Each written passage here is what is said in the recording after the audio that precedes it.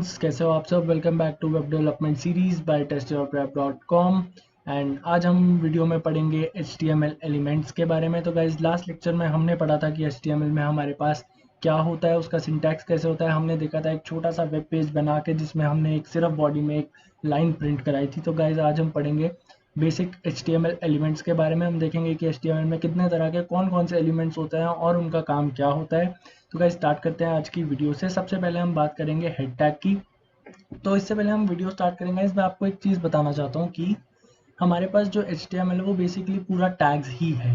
हम जो चीज़ें करते हैं HTML के अंदर वो सब टैग्स के थ्रू ही करते हैं। हम एक टैग को ओपन करते हैं, टैग को क्लोज करते हैं, उसके बीच में कंटेंट लिखते हैं, तो वो हमारा हमें जो उस HTML टैग का काम होगा उसके हिसाब से हमें वेब पेज पे वो डिस्प्ले हो जाता है। फॉर एग्जांपल मैं बात करूं हेड टैग की, तो हमारे पास हेड टैग कुछ इस तरह से होता है हेड, और हमने यहाँ पर इसके अंदर हम एक और टैग लगाते हैं जिसका नाम होता है टाइटल।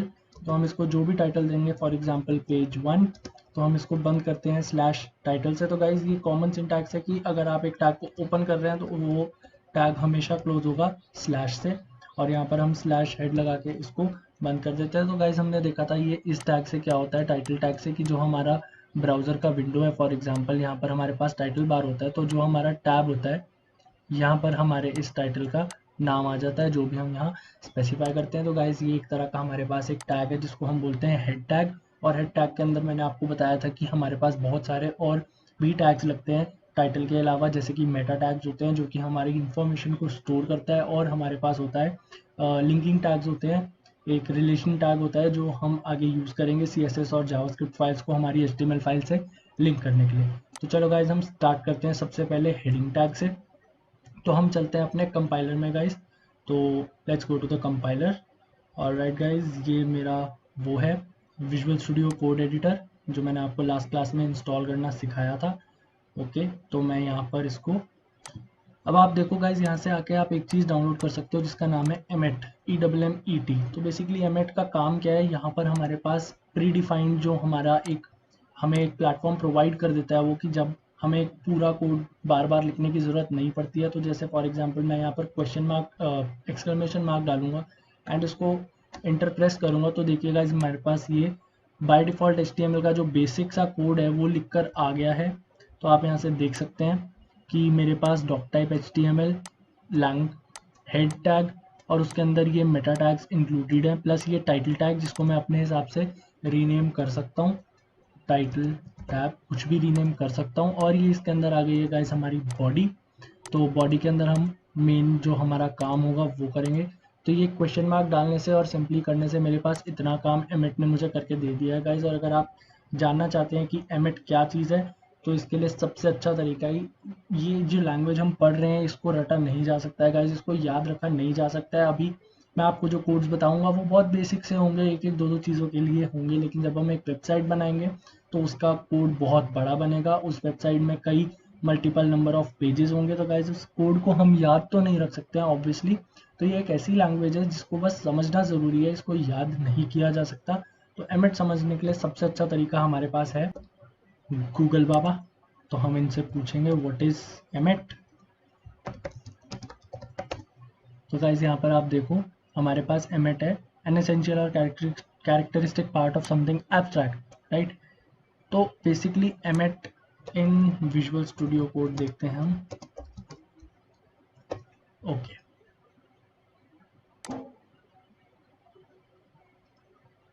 तो हम यहाँ से देखते हैं ये विजुअल स्टूडियो के ऑफिशियल डॉक्स हैं गाइस। यहाँ पर हमारे पास बोला है emmet support is build right into visual studio code, no extension is required.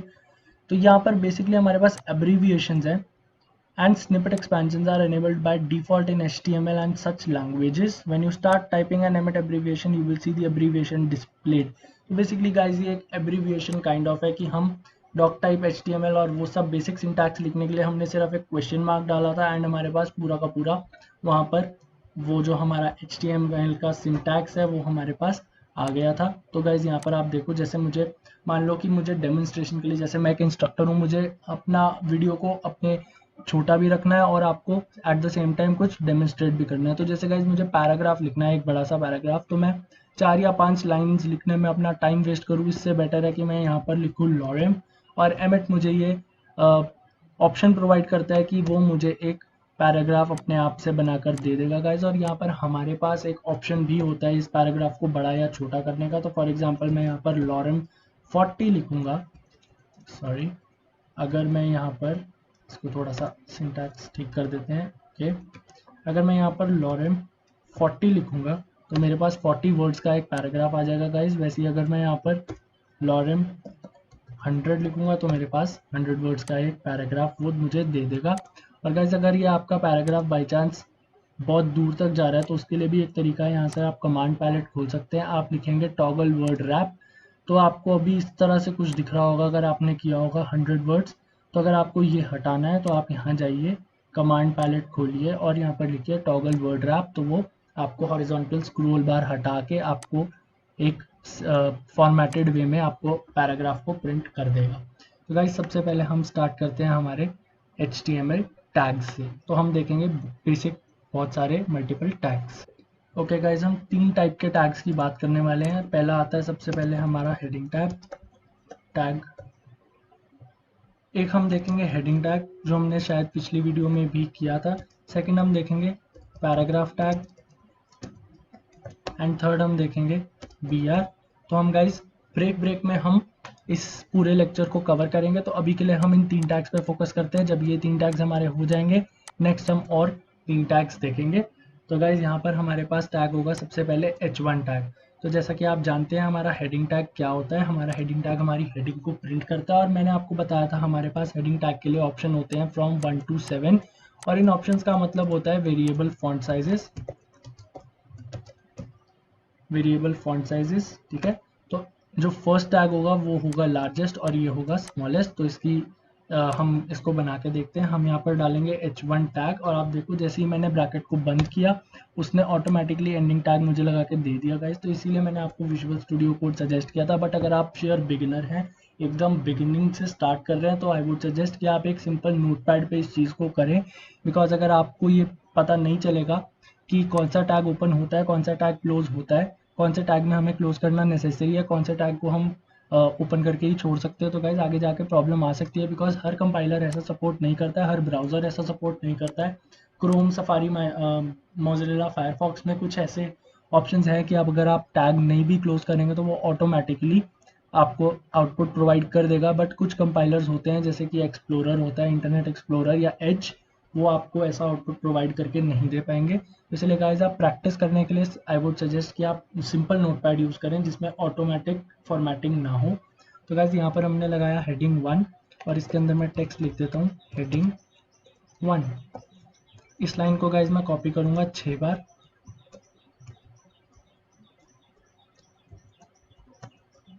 Okay, तो यहाँ पर मेरे पास टैग है हेडिंग 2,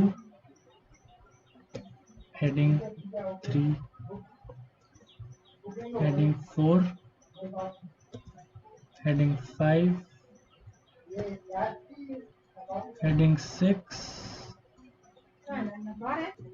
और मेरे पास है गाइज यहाँ पे हेडिंग 7। तो मैं यहाँ पर इसको हटा देता हूँ। ओके चलो इसको हम ऐसे कर देते हैं heading 1, heading 2, heading 3, heading 4, heading 5, heading 6 and heading 7। Okay guys, तो मैं यहाँ पे करूँगा राइट क्लिक और करूँगा इसको open with live server.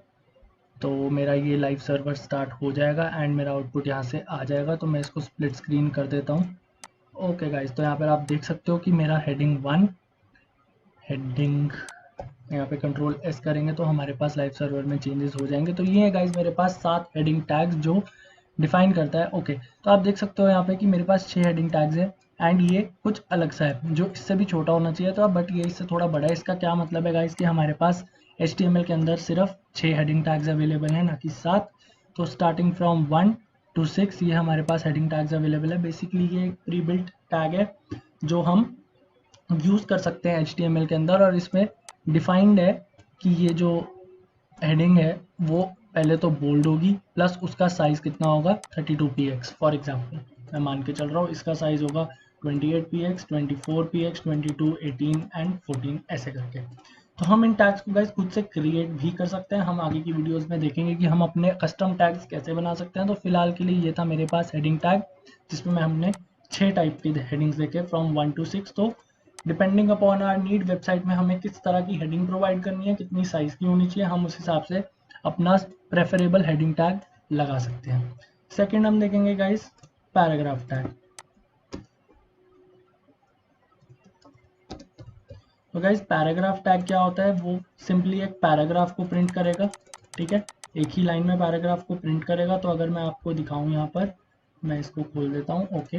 Heading के बाद मैं यहाँ पर एक, अगर मैं सिंपल लिखूं कि दिस इज सम टेक्स्ट और यहाँ पे सेव कर दूं, तो आपको यहाँ पर दिख जाएगा this is some text, because ये सारा काम हम किसके अंदर कर रहे हैं, हम कर रहे हैं ये सारा काम बॉडी के अंदर। तो बॉडी के अंदर हम जो भी लिखेंगे वो हमें यहाँ पे प्रेजेंट हो जाएगा।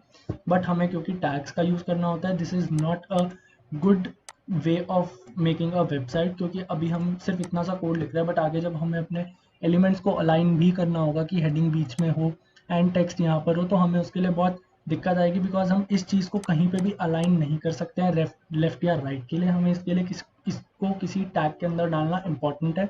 तो हम यहाँ से इसको एक पैराग्राफ टैग के अंदर डाल देंगे। हम डालेंगे टैग पी और उसको क्लोज करेंगे। एंड यहाँ पर मैं फिर से लॉरेम 20 का यूज़ करता हूँ कि मेरे पास 20 वर्ड्स का एक पैराग्राफ है, राइट। मैं इसको कंट्रोल सेव करूँगा तो यहाँ पर मेरे पास ये पैराग्राफ आप देख सकते हैं। तो गाइज ये होता है पैराग्राफ का यूज़। और पैराग्राफ के लिए मैं आपको बता दूँ कि पैराग्राफ जो है वो by default next line print कर देता है। नेक्स्ट लाइन प्रिंट करने का मतलब जहाँ यहाँ मेरा पैराग्राफ ख़त्म हुआ है, इसके बाद अगर पैराग्राफ टैग के बाद में कुछ भी लिखूँ तो वो मेरा बाय डिफ़ॉल्ट नेक्स्ट लाइन में प्रिंट होगा, बिकॉज पैराग्राफ की ये प्रॉपर्टी है कि वो एक लाइन का ब्रेक देगा। तो जैसा कि आप देख सकते हैं गाइस, यहाँ पर जब मैंने इसको नेक्स्ट लाइन में प्रिंट किया है तो इसने यहाँ पर एक लाइन का ब्रेक ऑटोमेटिकली दे दिया है। ये मैं आपको हाईलाइट करके दिखा नहीं पा रहा हूँ यहाँ पर, बट हेलो टेक्स्ट के ऊपर जो आपको गैप दिख रहा है वो एक लाइन का गैप इस लाइन की वजह से नहीं है। अगर मैं इसको ऐसे भी कर दूंगा तो भी आप देख सकते हो कि यहाँ पर मेरे पास एक लाइन का गैप है, बिकॉज पैराग्राफ टैग की ये बाय डिफॉल्ट प्रॉपर्टी है कि पैराग्राफ मीन्स नेक्स्ट। तो अगर मैं यहाँ पर एक और पी टैग लगाऊंगा बाई चांस एंड यहाँ पर मैं कुछ भी रैंडम टेक्स्ट लिखूँ तो वो भी मेरा नेक्स्ट लाइन में ही प्रिंट होगा, ना कि इसके आगे प्रिंट होगा। तो आप देख सकते हो गाइस, हमारे पास लाइन ब्रेक्स यहाँ पर ऑटोमेटिकली अवेलेबल हो गए हैं बिकॉज ऑफ पैराग्राफ टैग। तो अब हम देखेंगे थर्ड टाइप ऑफ टैग हमारा, जिसका नाम था हमारा बी आर टैग। तो गाइस बी आर टैग क्या होता है, B R stand for what, break. B R stand for break. तो अगर हमें अपने पैराग्राफ में एक ब्रेक देना हो लाइन का तो हम बी आर टैग का यूज करते हैं गाइस। और बी आर टैग जो है वो नॉन क्लोजिंग टैग है, बी आर को हमें क्लोज करने की नीड नहीं पड़ती। फॉर एग्जाम्पल यहाँ पर मेरे पास एक लाइन है, अब मैं चाहता हूँ कि इसी पैराग्राफ में मुझे तो जी ये लाइन जो है, ये फुल स्टॉप के बाद की ये वाली लाइन नेक्स्ट लाइन से स्टार्ट करनी है, राइट। तो इसके लिए मैं क्या कर सकता हूँ, इसके लिए या तो मैं एक अलग पैराग्राफ बना सकता हूँ, बट वो फिर अगर हमें ज़्यादा बार ऐसा करना होगा तो हमारे पास कितने सारे पैराग्राफ टैग हो जाएंगे, है ना। और हम आगे एक चीज़ देखेंगे कि पैराग्राफ जैसे ये जो टैग है, जब हम CSS पढ़ेंगे तो हम देखेंगे कि इस टैग को अगर हमें स्टाइल करना है तो हम एक तरीके से ऐसा भी कर सकते हैं कि अगर मान लो कि हमारे पास हमारे डॉक्यूमेंट में 6 पैराग्राफ्स है और हमें 6 के 6 पैराग्राफ्स को एक ही तरह की स्टाइलिंग देनी है, तो हमारे पास क्या ऑप्शन है कि हम सिर्फ एक पी टैग लिखेंगे और उसके अंदर स्टाइलिंग करेंगे, तो वो हमारे पास जो है सारे पैराग्राफ्स में सेम स्टाइलिंग इफेक्ट हो जाएगी। तो उस केस में अगर हम चाहते हैं इस तरह से कुछ करना कि हमें 2 पैराग्राफ्स में अलग 2 पैराग्राफ्स में अलग स्टाइलिंग करनी है, तो वो हमारे लिए थोड़ी सी प्रॉब्लम क्रिएट कर सकता है। इसलिए गाइज मैं यहाँ पे क्या करूँगा, यहाँ पर एक बी आर टैग लगा दूंगा यहाँ से और इसको मैं कर दूंगा कंट्रोल एस। तो आप देखो गाइज बी आर टैग मेरी लाइन को नेक्स्ट लाइन में ले आया है यहाँ पर। और ये काम होता है हमारे बी आर टैग का। बी आर टैग मतलब break. B R tag basically means what, nothing but break. तो guys let's study more tags in HTML। अब हम बात करते हैं 2 और तरह के टैग्स की। पहला आता है हमारा स्ट्रॉन्ग टैग और हम देखेंगे एम्फेसाइज टैग। तो गाइस बेसिकली स्ट्रॉन्ग और एम्फेसाइज क्या होता है, स्ट्रॉन्ग टैग से यहाँ पर मैंने स्ट्रिंग लिख दिया है, स्ट्रिंग नहीं है ये, don't get confused, it is strong. Basically strong tag क्या है कि वो हमारे टेक्स्ट को बोल्ड बना देगा, स्ट्रॉन्ग बना देगा, हाईलाइट कर देगा। एम्फेसाइज क्या है, ये भी एक तरह की हाईलाइटिंग ही है, लेकिन क्या होता है ये आइटैलिक्स में चला जाता है, ठीक है। तो आप इसको समझो, मैं आपको इसको कोड के थ्रू करके दिखाता हूँ। ऑलराइट, तो यहाँ पर मैं क्या करता हूँ, ये जो ये वाली लाइन है, ओके, मैं एक नया ही पैराग्राफ क्रिएट कर लेता हूँ यहाँ पर। This is some text we will study हमने क्या बोला था, एक बोला था हमने स्ट्रॉन्ग टैग एंड सम